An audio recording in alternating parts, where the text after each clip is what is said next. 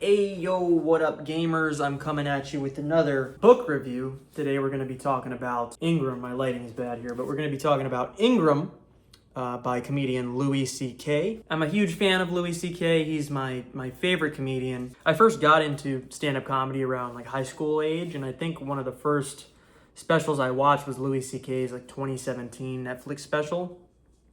And that really kind of sparked my love for stand-up comedy. I think Louis is such a master of the art of comedy that he just makes almost every other comedian look like shit in comparison. I've been following most everything this man has done for a while now. It's kind of unfortunate after the whole like cancellation thing and him getting taken down off of Netflix. A lot of people, especially my generation, I don't even think know that Louis is like still doing stuff. Netflix has become such a big part of our culture that if you're a comedian and you're not on Netflix, I mean, you're essentially unpersoned at that point. But Louis has been putting out great stuff on his website, louisck.com, specials. I think it's some of his best stuff he's ever put out, his last few specials. And the critics seem to think so as well. He got like best comedy album a couple times for his last few specials. I've seen him live a couple times. He's just a hilarious guy. And even more than just his comedy, I look up to Louis C.K. as like a role model figure almost. Every time he guests on like a podcast or something like that, I feel like he always drops some wisdom that makes me think about things in a different way. I did lose a little bit of respect for Louis when he did the Riyadh Comedy Festival recently. He performed for the Saudi Arabian government, and in order to perform there, you basically had to sign a contract saying that you won't criticize the Saudi Arabian government. He explained his reasoning for going to Saudi Arabia on Bill Maher's show, and he basically said, he recognizes that Saudi Arabia is not a great country, but he thought that the comedy festival could have been, a positive move towards like free speech in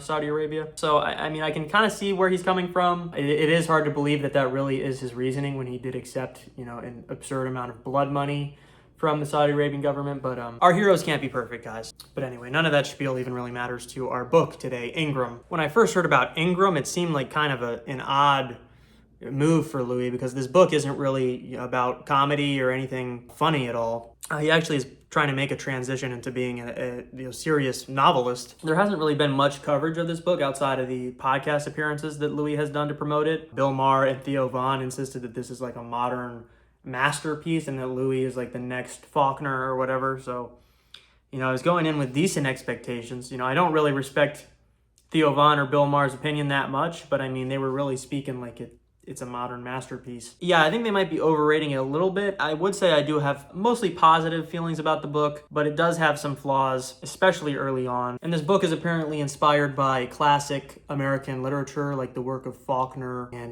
books like Huckleberry Finn. I haven't read any Faulkner or Huckleberry Finn, so this was kind of new for me, kind of out of my comfort zone. We follow this young boy in Texas who, is kind of just told to leave by his family. They can't really support him anymore, so they kind of just kick him to the curb and tell him to make it on his own. The book is kind of written from the perspective of the character. He has a very limited vocabulary at the beginning of the book because he doesn't really know much about the outside world. His whole life, he just kind of grew up on a farm with his mother and father, and he was very kind of insulated from the outside world. He didn't go to school. He's never really like seen cars or gone out to the city or anything like that. He's barely even interacted with any other people other than just his family and then farm animals on his farm. So Louis made the choice of kind of writing it from the vocabulary of a child, at least for the first portion of the book. He slowly kind of matures and learns more and more throughout the book. He acquires a dictionary, which allows him to kind of learn new words. And by the end of the book, I think the prose kind of works a lot better.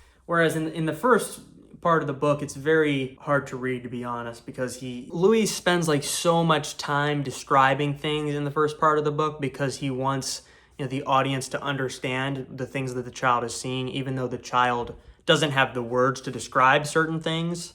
So he'll be like, for example, the child will see a factory and he'll be like, oh, I saw this very large building with a stack on the top that was blowing black air out of it. And then there was a tube coming out of the building that was blowing, dark liquid into the water and blah, blah, blah. And I mean, he'll spend paragraphs describing this thing that we know is a factory, but the child just doesn't have the words to describe it. And I feel like it didn't really add much The child's limited vocabulary doesn't even really make sense in the first place because the entire book is written in the past tense. The first sentence of the book is, "When I was a small and new boy." So the entire book has already happened. I mean, the entire book is in the past tense. Louis has even said on some recent podcasts that the limiting of the child's vocabulary doesn't really make sense. But for some reason, he still insisted upon doing this. I don't really feel like it added much. Like, you do feel that the character like matures throughout the book. I feel like there's other ways that the character is shown to mature other than just his vocabulary. Like, I don't know how necessary it was to limit the child's vocabulary. I feel like it was kind of unnecessary as well because there's like never a discrepancy between what we're understanding the child is seeing and what he's actually seeing. Like, he overly describes everything so that the audience knows exactly what's going on. Like, we know that he's talking about a factory. We know that he's talking about a car. We know that he's talking about a bridge.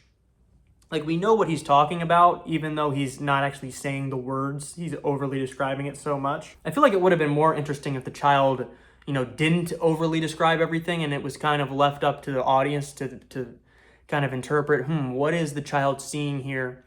But there's never ever that type of open to interpretation reading of the text because he overly autistically describes everything. And it genuinely made the first part of the book it sucked, to be honest. I didn't like the first part of the book. But the book does start to come together as the character matures, as he learns more and more of his vocabulary. I think Louis does have some good writing skills, good kind of use of metaphors and things like that. I really liked the episodic nature of the book. Nobody really stays in the child's life for too long because no one really wants to support him or raise him. So people will just kind of come into his life, you help him out, and then they're gone. And you really kind of feel how lonely the kid is. But it was kind of fun to see all these new characters and kind of how they're shaping Ingram's personality. He's a very impressionable kid, so the things these people tell him really shape the way that he thinks and acts. One of the characters early on tells him, never trust someone with a smile on their face. Those type of people are untrustworthy. So every time someone smiles at him, he gets a little bit wary of those people. And yeah, I think it was just really fun. I never felt that any of the sections overstayed their welcome. I think it was a perfect pacing.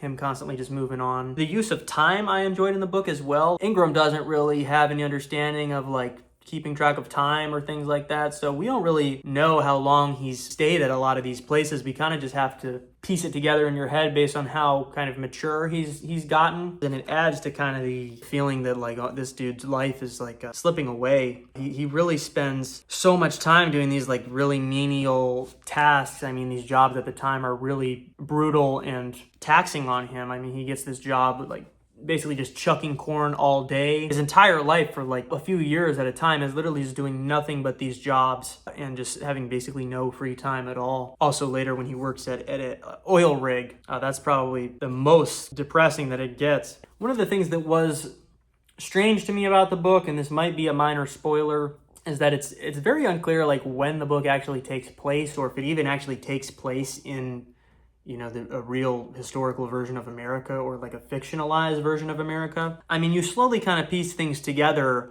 of when it takes place. There's cars and planes and things like that. And one of the characters early on makes a comment of oh, well, you know what's going on in the world. A lot of people are dying. So that made me think, maybe this is Great Depression era, maybe this is World War II era. Then Ingram describes a sign on the bathroom that says colored people only or something like that. So I was thinking, oh, this is probably segregation era, post World War II maybe. And then I was just thrown with a complete curveball where one of the characters seems to imply that their brother died in the Civil War, fighting against California or something like that. And that just totally threw me for a loop, and I was I have no idea when this book is supposed to be taking place, because if this is Civil War era, that makes absolutely no sense to me at all. So I'm not really sure. I think it's intentionally meant to be vague, and it's not really actually taking place in a real historical period. It's just a fictionalized version of America with a combination of different historical periods combined into one, is maybe what I'm guessing. I don't really know. It just seemed kind of weird, if this is some sort of fictionalized alternate America. That idea is not really expanded upon much. It's just kind of vaguely hinted at. So I don't really know what that adds to the book, to be honest. Another thing I like about the book is it's kind of told from Ingram's like very innocent, childlike perspective. He doesn't really realize how fucked up a position he's in. He'll constantly remember like certain things from his childhood, and these memories are always like the worst memories ever, but he doesn't even understand like how bad a lot of this is, that he like was sleeping in a shed for his entire childhood. He's never like looked his parents in the eyes once. Yeah, he basically had like the worst childhood ever. It's hinted at frequently in the book that there's some sort of event that he's kind of forgotten from his memory, some sort of significant event. And it's revealed at the end of the book what that is. And it's like a kind of very negative event that kind of impacted his childhood. And it just kind of felt weird to me. One reason is because he's like 5 or 6, I believe, when this event happened. So the idea that he's completely doesn't remember it at all is very odd to me. It doesn't really seem to make sense. I think maybe Louis is kind of playing with the idea of repressed memories, where something is kind of so dark that you kind of suppress the memory away. I mean, I don't think suppressed memories actually are a real thing, but I think that's what he's trying to do here. It just didn't feel real to me. The reveal also kind of changes the way like how you see Ingram's father, and I don't know how I really feel about it. It just didn't feel real. I mean, how much his father changed like instantly overnight. I think other than that, the ending was decent, him kind of reuniting with his father. But yeah, I would say overall, maybe like a 7 out of 10, 6 out of 10 book maybe. I do think there's potential here in Louis' writing. I am excited to see what he puts out next. I also like the cover art here. There's like a tornado, which is a significant part of the book. He gets sucked into a fucking tornado. Another thing I liked about the book is there's this kind of black family that he meets early on, and they're the only people that recur in Ingram's life. Everyone else is kind of in and out of his life, but there's some characters from this family that kind of recur. And I think that was kind of the highlight for me, was his relationship with Pa and Cinema. You kind of see how much he's matured by his conversations with them. They're kind of, the voice of reason in Ingram's life and kind of bring him back to reality. And yeah, that's Ingram. So yeah.